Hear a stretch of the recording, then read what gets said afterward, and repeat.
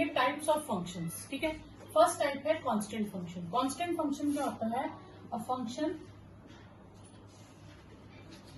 fx is equal to k for every x belonging to real number. ठीक है, is known as constant function. ठीक है, constant function. ठीक है, अब इसका जो ग्राफ होगा, अब इसमें मैंने k वैल्यू रखी। k का फॉर एग्जांपल हम नाम रख लेते हैं 10, 2, 3 कुछ भी। तो अगर मैं k रखती हूँ सपोज, तो उसमें जो भी मैं पॉइंट्स प्लॉट करूंगी, तो 0 करूं, 1 करूं, -1 करूं, 2 करूं, -2 करूं, कुछ भी प्लॉट करूं, ये तो k ही रहना ना, इसकी वैल्यू तो चेंज ही नहीं होनी। तो इसका ग्राफ आपके पास क्या आ जाएगा? ये x, x डैश, ये y, ये y डैश। ठीक है, ये ओरिजिन। अब k मान लेती हूँ मैं पॉजिटिव है, नेगेटिव भी हो सकता है, ऐसा कुछ नहीं। ठीक है, तो मैंने मान लिया इतना डिस्टेंस k है। 0 पे भी k है, 1 पे भी k, 2 पे भी k, -2 पे भी, इन सब पॉइंट्स पे k डिस्टेंस है। तो ये आपके पास ग्राफ आ जाएगा fx is equal to k। और ये हमेशा क्या होता है? Parallel to x axis. Next type है आइडेंटिटी फंक्शन। आइडेंटिटी फंक्शन क्या होता है? fx is equal to x। अब इसमें क्या होगा? जो मैं x की जगह फिल करूंगी वही आंसर आता जाएगा। अगर मैं x की जगह 1 फिल करूंगी तो आंसर क्या आ जाएगा हमारे पास? 1। अगर -1 करूंगी तो -1, -2 पे आंसर -2, -1 फिल करूंगी -1, 0 पे 0, 1 पे 1, 2 पे 2, इसी तरह से चलता रहेगा। और इसके अगर मैं पॉइंट्स प्लॉट करूं, ये x dash, y, y dash, ये 0, 1, 2, 3 सपोज करो, 1, 2, 3, -1, -2, -3, -1, -2, -3। तो 0 पे 0 है, 1 पे वैल्यू 1 है, 2 पे वैल्यू 2 है, -1 पे -1, -2 पे -2। इसी तरह से ये जो ग्राफ होता है ना, ये ऐसे बनेगा, बिल्कुल इसमें से पास करेगा। ये हो जाएगा आपके पास fx is equal to x का ग्राफ। ठीक है, और इसकी एक खासियत होती है 45 डिग्री एंगल पे होता है, आधा इधर आधा इधर, टोटल 90 होता है ना क्वाड्रेंट में, तो ये 45 डिग्री एंगल पे बेंड होता है। इसे हम क्या कहते हैं? Identity function. थर्ड है लीनियर फंक्शन। लीनियर फंक्शन क्या होता है? fx is equal to ax plus b। a 0 नहीं होना चाहिए, क्योंकि अगर a 0 हो गया फिर ये कांस्टेंट फंक्शन हो जाएगा। ठीक है, तो डिग्री 1 होगी। अब इसमें आपके पास क्या है? आपने 9th में भी करा है, 10th में भी करा है। तो जो लाइन का ग्राफ होता है वो क्या होता है? वो एक स्ट्रेट लाइन बनेगा और उसकी कोई परफेक्ट शेप नहीं होती। तो इतना है कि इसका ग्राफ जो भी बनेगा एक स्ट्रेट लाइन में होगा, कोई भी हो सकता है अकॉर्डिंग टू क्वेश्चन। एक स्ट्रेट लाइन होगा, ये आपके पास ग्राफ आ जाएगा ax प्लस b का। वो शेप कुछ भी हो सकती है। ठीक है, और अकॉर्डिंग टू क्वेश्चन ऐसे भी हो सकती है, ये लाइन भी हो सकती है, ये लाइन भी हो सकती है, कुछ भी हो सकती है लाइन। वो डिपेंड अपॉन a क्या है और b क्या है। ठीक है, तो इसलिए आप इसमें एक याद रखेंगे, जो स्ट्रेट लाइन कर्व होगा वो क्या होगा? Linear graph. ठीक है, तुम एमसीक्यू में ये पूछ सकते हैं ये कौन सा ग्राफ है, इसका नाम पूछ सकते हैं। ठीक है, तो स्ट्रेट लाइन वाले ग्राफ को हम क्या कहते हैं? Linear graph. अब जो fx is equal to y, जो आपने अभी किया ना आइडेंटिटी ग्राफ, वो भी लीनियर की कैटेगरी में आता है, क्योंकि fx is equal to x को मैं लिख सकती हूँ 1x प्लस 0, तो ये भी लीनियर की कैटेगरी में आता है। क्लियर? इसलिए उसका ग्राफ भी क्या था? स्ट्रेट लाइन था। तो आप इतना याद रखेंगे, कोई भी आप ले लें। अब इसमें आप कुछ भी एग्जांपल ले सकते हैं, 2x प्लस 3 वैल्यूज डाल दे, तो लास्ट में वो एक स्ट्रेट लाइन ही बनेगा, पर स्ट्रेट लाइन की फिक्स्ड डायरेक्शन नहीं है हमारे पास। ठीक है, क्वाड्रेटिक पॉलिनोमियल, इसका ग्राफ कैसे बनेगा? ये क्वाड्रेटिक में होगा, इसका ग्राफ हमेशा यू शेप बनता है। ठीक है, और अगर a पॉजिटिव है, यानी कि x का कोएफिशिएंट अगर पॉजिटिव है, जो ग्राफ बनेगा आपके पास वो अपवर्ड पैराबोला बनेगा। इसे हम कहते हैं पैराबोला।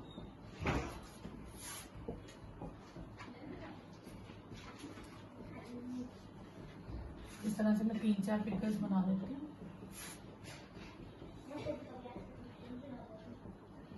और अगर a नेगेटिव है, ठीक है, अगर a पॉजिटिव है तो ग्राफ अपवर्ड होगा। वो ग्राफ आपका ये भी हो सकता है, ठीक है, यहाँ भी हो सकता है, डिपेंड अपॉन कि उसकी शेप जो यू शेप है वो अपवर्ड होगी। और अगर ए नेगेटिव है यानी कि -2x² + 3x + 4 है, तो फिर वो डाउनवर्ड पैराबोला होगा। वो ये भी हो सकता है, ये भी हो सकता है, कहीं भी हो सकता है पैराबोला, पर वो क्या होगा, डाउनवर्ड पैराबोला। तो इस शेप को हम कहते हैं पैराबोला। ये आप याद रखेंगे। तो क्वाड्रेटिक का ग्राफ हमेशा किस शेप का आता है, पैराबोला शेप का। नेक्स्ट है square root function f(x) = √x। अब रूट के अंदर टर्म नेगेटिव नहीं हो सकती, इसलिए ये सारे रियल नंबर नहीं लेगा, ये कौन सा लेगा, सिर्फ पॉजिटिव नंबर। अब इसके आंसर्स क्या आएंगे, आंसर्स क्या है, जैसे जैसे x की वैल्यू इंक्रीज होगी वैसे ही आंसर्स भी इंक्रीज होते जाएंगे, लेकिन आंसर कम इंक्रीज होते हैं स्पीड में जितनी स्पीड में वैल्यूज इंक्रीज होंगी। जैसे मैं अगर 1 फिल करूं, वो थोड़ी सी टर्म्स ले लेते हैं,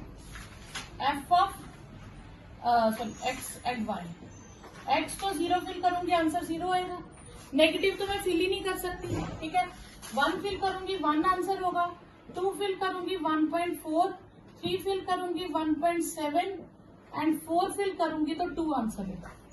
यही होगा। अब हमारे पास वैल्यूज क्या आएंगी, इसका ग्राफ आ जाएगा x, x', y, y'।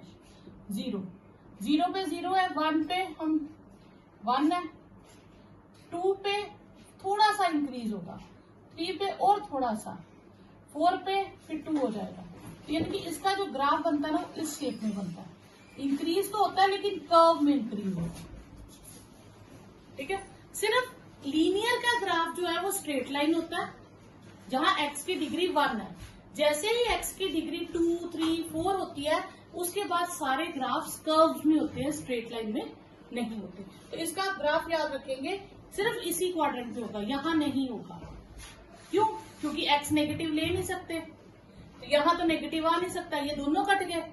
अब मैं x नेगेटिव नहीं लूंगी तो y आंसर भी नेगेटिव नहीं आ सकता, तो यानी कि ये तीनों ब्लॉक कट गए, सिर्फ इसी में ग्राफ है। हमारे पास रेसिप्रोकल फंक्शन है, तो ये होता है f(x) = 1/x। हम सारी टर्म्स ले सकते हैं, सिर्फ 0 नहीं ले सकते इसकी डोमेन में, क्योंकि 0 लेंगे तो नॉट डिफाइंड हो जाएगा। यानी कि x = 0 पे ये ग्राफ टच नहीं करेगा, ठीक है। तो अब इसमें क्या है, जैसे आप x की वैल्यूज फिल करोगे, इसमें 2 काम होंगे। जितनी छोटी वैल्यू फिल करोगे उतना बड़ा आंसर आएगा, और जितनी बड़ी वैल्यू फिल करोगे उतना छोटा आंसर आएगा। पॉजिटिव में आंसर पॉजिटिव आएगा और नेगेटिव में आंसर नेगेटिव आएगा, ठीक है। जैसे मैं सपोज करो 0 फिल करती हूँ तो आंसर नॉट डिफाइंड है, 0 तो करना ही है। 1 -1 -2 2 इस तरह से करती हूँ। 1 के केस में 0.5 आ जाएगा, 2 के केस में 0.25 हो जाएगा जब मैं रेसिप्रोकल, 1 के केस में 1, 2 के केस में 0.5। अगर मैं 4 करती हूँ, थोड़ा बढ़ा देती हूँ, तो 0.25, और इसमें भी -1 -0.5, ठीक है। ये उतना कम होता जाएगा, जितना x की वैल्यू बढ़ती जाएगी 1 करने से उतना ही कम होता जाएगा, ठीक है। अब वहीं पे अगर मैं 0.01 भर दूं, सपोज करो अगर मैं 0.01 भरती हूँ तो उसका रेसिप्रोकल क्या हो जाएगा, 100 रेसिप्रोकल, मतलब उतना आंसर बढ़ता जाएगा, ठीक है। इसका ग्राफ किस तरह से होगा, ये x नेगेटिव, y और y नेगेटिव। देखो पॉजिटिव x फिल करेंगे तो आंसर भी पॉजिटिव आएगा, नेगेटिव फिल करेंगे आंसर नेगेटिव आएगा, यानी कि इन दो में ग्राफ बनेगा, ये में नहीं आएगा। क्योंकि इस केस में क्या होता है, x नेगेटिव है y पॉजिटिव है, तो वो तो पॉसिबल ही नहीं है रेसिप्रोकल फंक्शन में। क्योंकि अगर मैं फिल नेगेटिव करूंगी तो आंसर भी नेगेटिव आएगा, फिर पॉजिटिव करूंगी तो आंसर भी पॉजिटिव आएगा, तो ये 2 क्वाड्रेंट्स आ जाएंगे, ठीक है। अब इसमें क्या होगा, जितना आप सपोज करो मैं ये 1 लेती हूँ, 1 पे 1 है, उसके बाद जितनी वैल्यू मैं बढ़ाती जाऊंगी आंसर उतना ही कम होता जाएगा, ठीक है। बहुत बड़ी वैल्यू बनाने पे, इन्फिनिटी भरने पे पैरेलल हो जाएगा, लेकिन एक्स एक्सिस को टच नहीं करेगा। जो नॉट डिफाइंड फंक्शन होता है उसका ग्राफ हमेशा उस एक्सिस के पैरेलल हो जाएगा, लेकिन टच नहीं करेगा। और जितना छोटा करती जाऊंगी उतनी वैल्यू बढ़ती जाएगी बढ़ती जाएगी, बढ़ते बढ़ते ये पैरेलल हो जाएगा लेकिन टच नहीं करेगा। तो ये देखिए इसका जो ग्राफ बनेगा वो इस तरह से आता है, थोड़ा पैरेलल, फिर ऐसे थोड़ा सा कर्व में, फिर पैरेलल हो जाता है। और इधर से भी पैरेलल से आता है कर्व और फिर पैरेलल हो जाता है। ठीक है, तो इसका ग्राफ दोनों साइड्स पे टच नहीं करता है। क्लियर करो। मॉड्यूल ये है, नेक्स्ट है मॉड्यूलस फंक्शन। मॉड्यूलस फंक्शन को लिखते हैं f(x) = mod x। ये आपने 6th 7th में भी ऐसे क्वेश्चन किए हैं। उसमें क्या करते थे मॉड्यूलस फंक्शन में, 7 की एब्सोल्यूट वैल्यू 7, -7 की एब्सोल्यूट वैल्यू 7, माइनस काट कर टीचर कहते हैं सिर्फ उसकी एब्सोल्यूट वैल्यू बता दो। ठीक है, 7th में ये क्वेश्चन है, 6th और 7th में ये क्वेश्चन आते हैं जिसमें एब्सोल्यूट वैल्यू बताते हैं। ठीक है, अब एक्चुअली होता क्या था, वो कहते थे सिर्फ माइनस छोड़ दो, उसकी वैल्यू बता दो क्या है। ठीक है, लेकिन ऐसा नहीं होता। मॉड्यूलस फंक्शन की डेफिनेशन होती है, f(x) की डेफिनेशन होती है कि अगर x पॉजिटिव है, अगर नंबर पॉजिटिव है तो उसको एज इट इज लिख दो। ठीक है, 5 है नंबर में, मॉड्यूलस के अंदर 5 है तो 5 लिख दो, 10 है तो 10 लिख दो, 12 है तो 12 लिख दो। लेकिन मॉड्यूलस के अंदर अगर कोई टर्म नेगेटिव है तो उसके आगे माइनस डाल दो। ठीक है, अब देखो अभी मैंने क्या किया, 7 का मॉड 7 पॉजिटिव है तो एज इट इज लिख दो, -7 है तो उसके आगे माइनस डाल दो, हो गया ना वो पॉजिटिव। तो मॉड्यूलस की फॉर्मूला आपने हमेशा याद रखना है, पॉजिटिव टर्म्स के लिए x रहेगा और नेगेटिव टर्म्स के लिए -x आ जाएगा। ठीक है, एक नेगेटिव खुद से लगा देंगे जिससे क्या है पूरा आंसर पॉजिटिव हो जाएगा। अब अगर मैं इसका ग्राफ बनाऊं,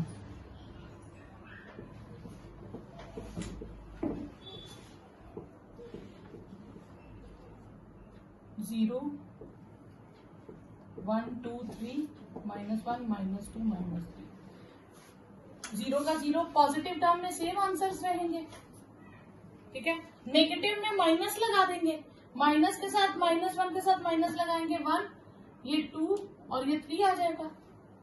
ठीक है, तो ये हमारे पास हो गया x y x dash y dash 0 1 2 3 1 2 3 -1 -2 -3। अब 0 पे वैल्यू क्या है, 0, 1 पे 1, 2 पे 2, 3 पे 3, ये वैल्यू है। -1 पे आंसर कितना है 1, -2 पे 2, -3 पे 3। इसका जो ग्राफ बनता है ये वी शेप बनता है, आप याद रखेंगे। ग्राफ कितना बनता है, वी शेप बनता है, और ये 45 डिग्री एंगल पे बनता है वी शेप। क्लियर। अब इसी की जगह आपके पास ग्राफ में वो पूछ ले, ग्राफ बनाओ x -2 का। ठीक है, तो आपने क्या करना है, अब इसकी ट्रिक याद रखिएगा, इसको 0 लेट कर लीजिए रफ में, क्योंकि हम इसका 0 लेवल ढूंढेंगे। तो ग्राफ का 0 लेवल x = 2 पे बनेगा। जो इसका ओरिजिन था वो 0 पे आया था, पर इस ग्राफ का ओरिजिन कहाँ पे होगा, 2 पे। यानी कि इसका जो वर्टेक्स ओरिजिन पे था वही वर्टेक्स इस ग्राफ में कहाँ पे होगा, 2 पे। तो हम 1 2 यहां से 45 डिग्री बना देंगे दोनों तरफ। अगर वो कहे ग्राफ लिखो x + 3 का, तो हम इसे इसका 0 लेवल ओरिजिन लेवल ढूंढेंगे, वो आएगा -3 पे, -1 -2 -3, यहां से 45 डिग्री एंगल। क्लियर। तो जो उसके अंदर लिखा होगा उसका ओरिजिन लेवल ढूंढ के वहां से वर्टेक्स से हमने 45 डिग्री दोनों तरफ से। तो ये हो गया आपका modulus function. Signum function, signum function में क्या होता है, इसकी रेंज में ना सिर्फ 3 ही नंबर होते हैं, डोमेन में सारे रियल नंबर होते हैं। f(x) = 1 when x is positive, 0 when x is 0 और -1 when x is negative।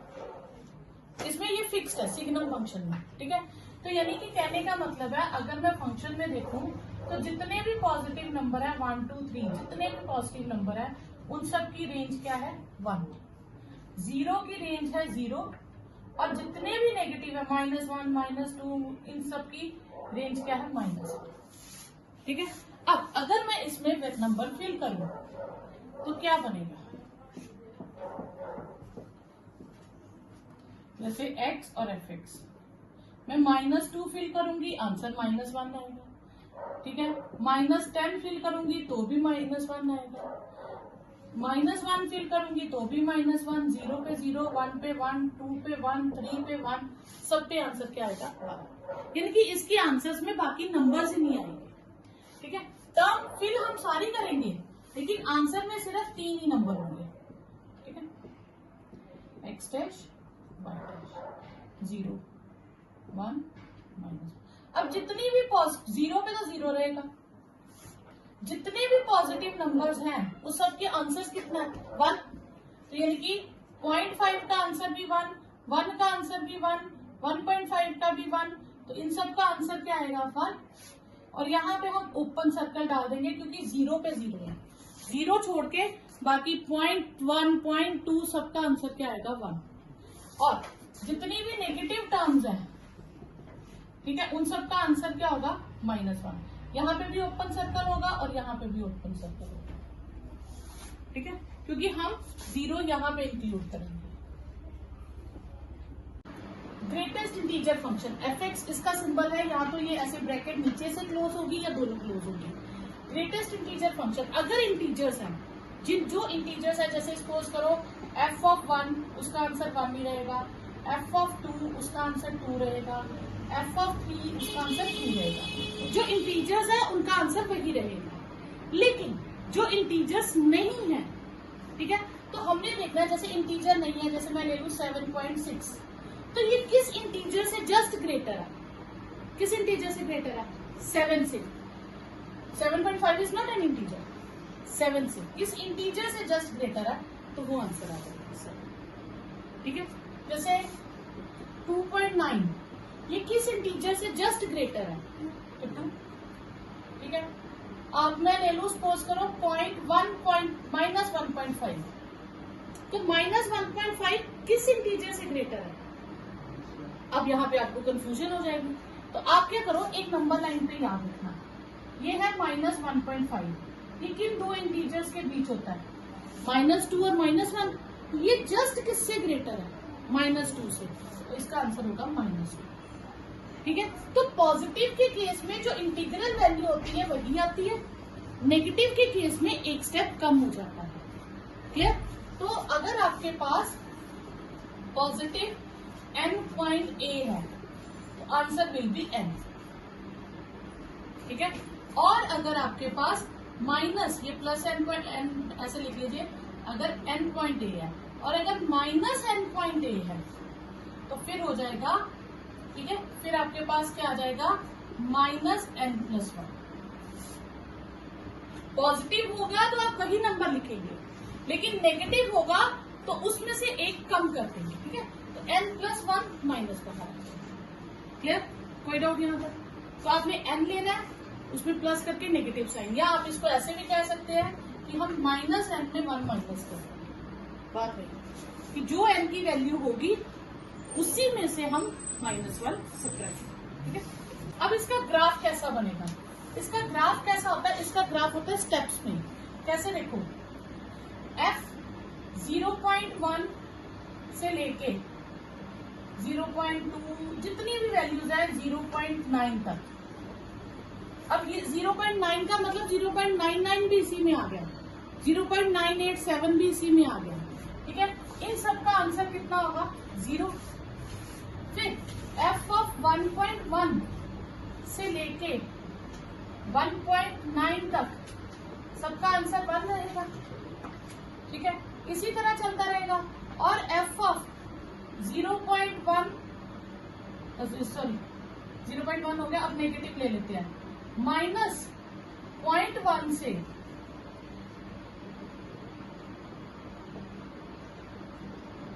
इन सब का आंसर कितना आ जाएगा -1।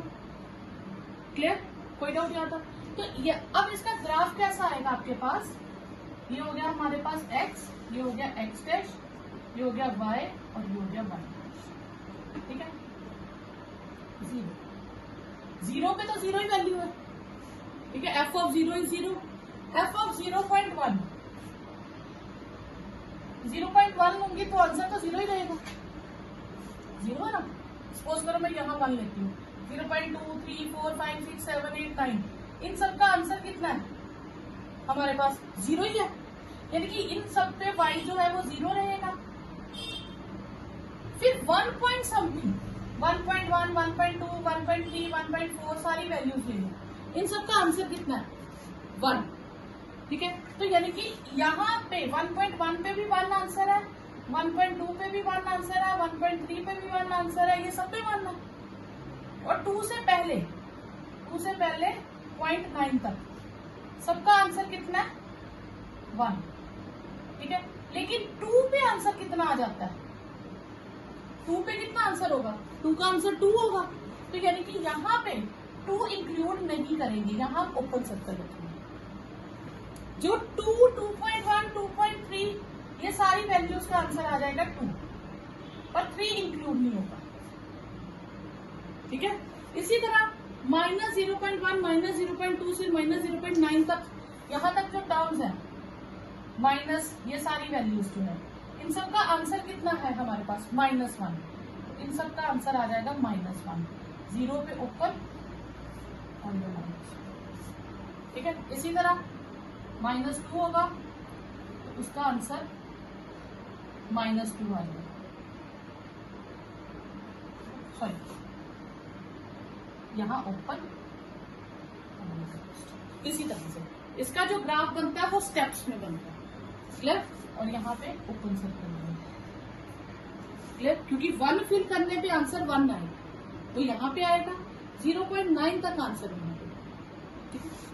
ठीक है, ग्रेटेस्ट इंटीजर फंक्शन का अब आ गया आपके पास second next time, least integer function.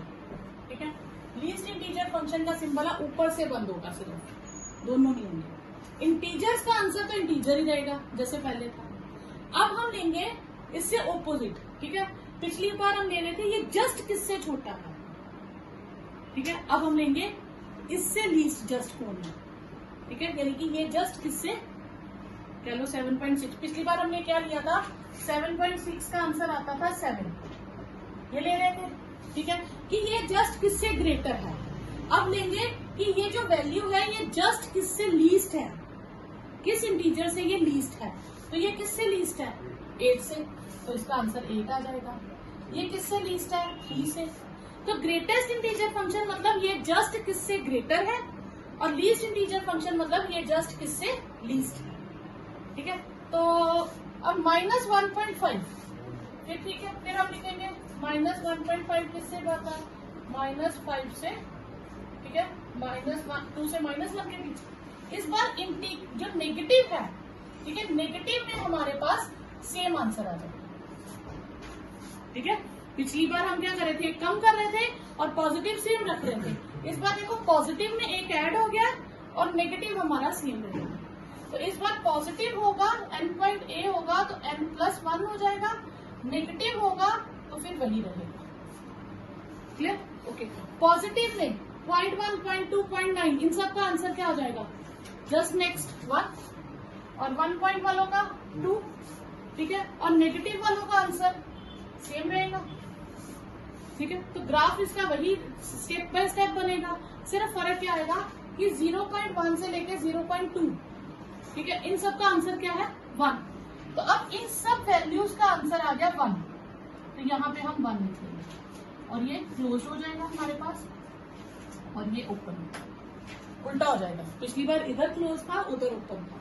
ठीक है, फिर इसमें क्या आ जाएगा? 2 से 2 क्लोज। ठीक है, फिर यहाँ पे आ जाएगा मेरे पास यहाँ ओपन और ये क्लोज, ये ओपन, ये close, same answer. Logarithmic function, the logarithmic function with base b, उसे कैसे डिफाइन करते हैं? log x, जिसे हमें फाइंड करना है, with base b। Base b के कारण क्वेश्चन चेंज हो जाते हैं। इसमें 2 मेन बेस चलते हैं, बेस 2 या बेस 10। जो लॉगरिथमिक ग्राफ है, जो आप टेबल देखना चाहते हो, वो होता है बेस 10 से। ठीक है, वो log 2 बेस 2 से टेबल नहीं होता। जो टेबल है, जो फिजिक्स और केमिस्ट्री में यूज होता है, वो बेस 10 से यूज होता है। ठीक है, तो fx आ गया inx। ठीक है, और log जो है वो 0 से इंफिनिटी तक का डिफाइन होता है, नेगेटिव टर्म का, और 0 का log डिफाइन नहीं होता। लॉग किसका डिफाइन होता है? पॉजिटिव टर्म्स का, ठीक है। तो for all x belonging to 0 to infinity, और ओपन इंटरवल रहेगा क्योंकि लॉग 0 का डिफाइन नहीं होता। अब इसमें आपके पास ग्राफ में क्या रहेगा? लॉग एक्स का ग्राफ आपके पास जाएगा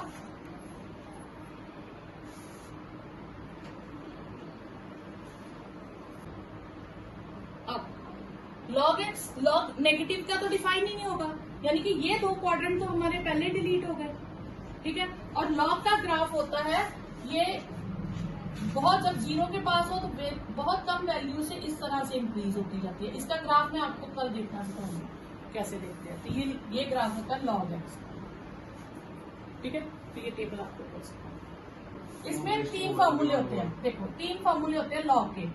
लॉग जब दो टर्म्स मल्टीप्लाई हो रही हैं तो वो दोनों टर्म्स सेपरेट हो जाती हैं, वो हो जाती है log m plus log n।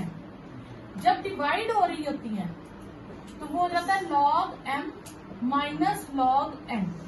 और जब रेस टू पावर में होता है टर्म, ये पावर जो है टर्म की होनी चाहिए, लॉग की नहीं होनी चाहिए, तो वो n लॉग m हो जाता है, ठीक है। अब लॉग 1 जो होता है वो 0 होता है, ये आप याद रखेंगे। अब लॉग 10 ये 1 होता है, लॉग 10 क्या होता है? 1। अब लॉग 100 आ जाए तो 100 को हम लिखते हैं लॉग 10 का स्क्वायर, ठीक है। अब ये 2 आगे आ जाएगा, 2 लॉग 10 हो जाएगा, और लॉग 10 कितना होता है? 1, तो 2 इंटू 1 2 हो जाएगा। इसका मतलब है कि अगर हम रूल के अकॉर्डिंग करें तो जितने जीरोस हैं उतना ही आंसर आ जाएगा, क्योंकि 10 की उतनी पावर्स हो जाएंगे। जैसे लॉग मुझे 10,000 करना है तो ये हो गया लॉग 10 पावर 4 पावर आगे आ जाएगी, ये हो जाएगा 4 लॉग 10, और लॉग 10 1 होता है तो आंसर 4 आ जाएगा। तो इस केस में आपने जीरोस काउंट कर लेने होती है, जितनी जीरोस उतना ही आंसर हो जाएगा। तो ये डायरेक्ट सॉल्व हो जाता है सिर्फ 10 के लिए, 10 जिसमें हो, ठीक है। क्यों हो जाता है ये लॉग 10 1 क्यों होता है? क्योंकि ये आपको सिखाया जाता है जो टेबल है, जो फिजिक्स केमिस्ट्री में यूज होता है उसके बेस में होता है। लेकिन अगर लॉग बेस 2 ले फिर ये फॉर्मूला अप्लाई नहीं होता। तो फिर आपको जो नॉन मेडिकल में है वो बेस 10 है। अब ये क्यों हो गया यहाँ से देखो, मैंने अभी आपको इसमें एक फॉर्मूला आता है लॉग a बेस b, इसका भी एक फॉर्मूला होता है, हम इसको सेपरेट कर देते हैं, ठीक है। और बेस कोई भी लगा सकते हैं अपनी मर्जी का। तो मैं लिख लेती हूँ log a base 10 log b base 10, ऐसे लिख सकते हैं इसको, ठीक है। कोई भी बेस ई भी लगा सकते हो, ऐसा कुछ नहीं है, कि हम इसे सेपरेट कर सकते हैं। तो अब हम ई हटा भी दें तो भी ये ठीक है, क्लियर, क्योंकि फिजिक्स के अकॉर्डिंग, ठीक है। फिजिक्स केमिस्ट्री में जो आपने यूज करना है हम इसे 10 बेस मान लेते हैं पर लिखते नहीं है, ठीक है। तो इसके एक्चुअली इसके नीचे 10 बेस है। अब आपके पास आ गया लॉग 10, ठीक है। अब बेस भी 10 है, हम 10 बेस पे सॉल्व कर रहे हैं ना इसका। तो अगर मैं ये फॉर्मूला लगाऊं तो ये बना log 10 अपॉन log 10, ये कट गया तो आ गया 1, इसलिए log 10 1, ठीक है। तो log 10 1 हो गया, 100 2 हो गया, 1000 3 हो जाएगा, 10,000 4 हो जाएगा, तो उतना ही ऊपर रहेगा। हाँ, इसके अलावा अगर आपके पास आ जाता है log 2.3 इसका निकाल लो, तो ये आपको मैं टेबल से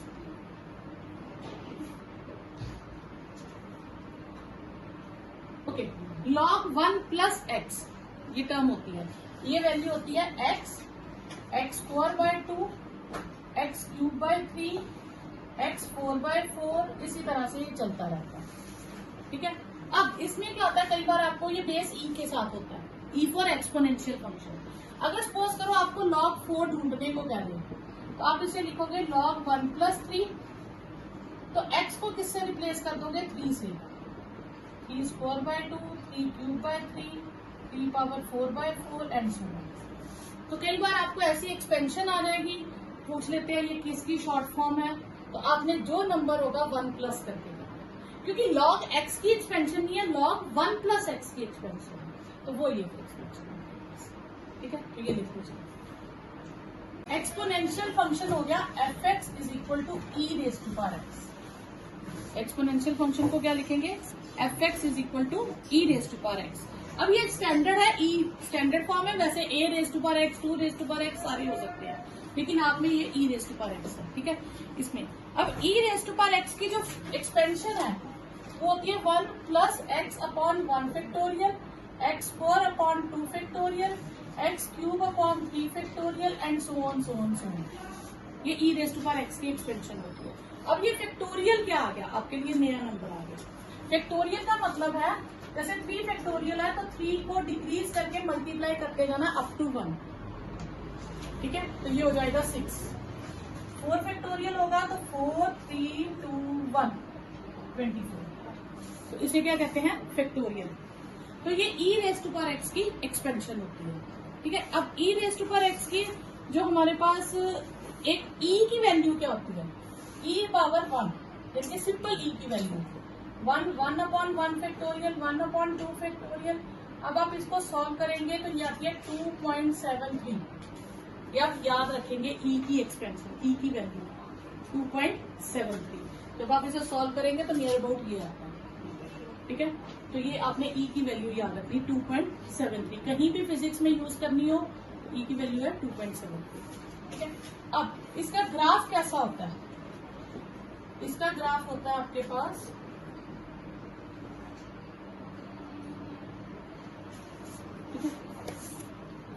e raise to power x का ग्राफ। अब इसमें क्या है, आप x की जगह पॉजिटिव टर्म भरो या नेगेटिव टर्म भरो, आंसर क्या आएगा, हमेशा पॉजिटिव आएगा।